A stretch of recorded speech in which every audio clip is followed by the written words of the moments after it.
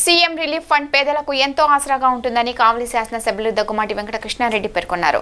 ముఖ్యమంత్రి సహాయ నిధి చెక్కులను బుధవారం లబ్ధిదారులకు అందజేశారు. అనంతరం ఆయన విలేకరులతో మాట్లాడుతూ అధికారంలోకి వచ్చిన కొద్ది రోజుల్లోనే 86 లక్షల రూపాయలు సీఎం సహాయ నిధి చెక్కులను పంపిణీ చేశామని, బుధవారం 12 మంది లబ్ధిదారులకు 10,77,188 రూపాయల చెక్కులు పంపిణీ చేశామని అన్నారు.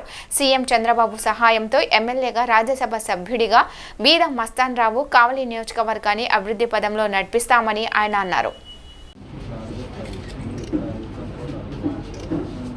టోటల్ 10,77,188 10,77,188 12 మంది. కోసూరు భార్గవి లింగంగుంట, కోసూరు వెంకటేశ్వర గారు 3,09,606. పురిని అల్లూరు మండలం షేక్ షబానా వేదాగిరి గారు.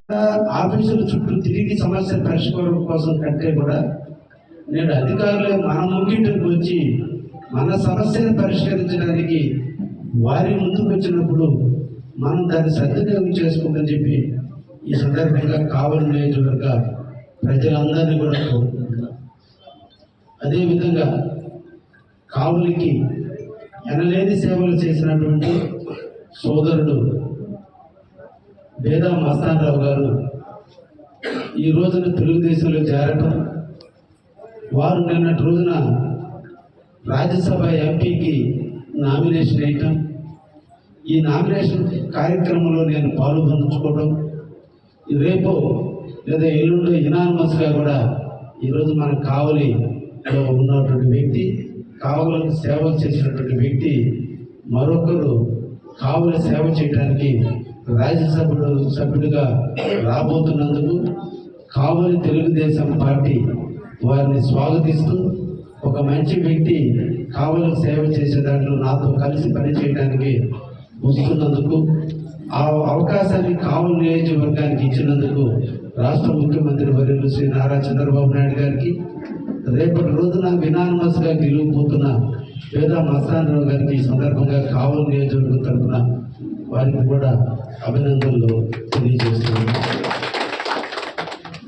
అదేవిధంగా ప్రతి రైతు ఈరోజు పంటలు పండించుకోవాలి, చెరువులో నీళ్లున్నా నీళ్ళను ఎలా యాజమాన్యం చేయాలి, ఎలా నిర్వహించుకోవాలి, చెరువులో ఉన్న నీళ్లను విచ్చలవిడిగా వాడేస్తే తర్వాత భవిష్యత్తుకి ఇబ్బందులు ఎదురవుతుంది.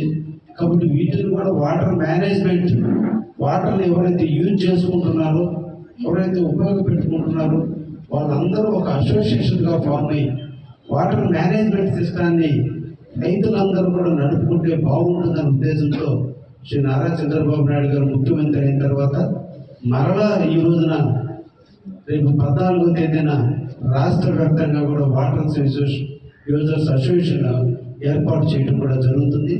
ఈ సందర్భంగా రైతులందరినీ కూడా కోరుకుంటున్నాం, రైతుల కోసం ఏర్పడ్డ పార్టీ తెలుగుదేశం పార్టీ. ఈ రాష్ట్రంలో నిరంతరం రైతుల అభ్యున్నతి కోసం, రైతుల యొక్క శ్రేయస్సు కోసం, రైతుల యొక్క ఆనందం కోసం ప్రతిష్ఠిస్తున్న పార్టీ తెలుగుదేశం పార్టీ. ఈ రోజున ప్రభుత్వం, బీజేపీ, జనసేన, తెలుగుదేశం ముగ్గురు కూడా కలిసి ప్రజల ముందుకు వస్తున్నారు.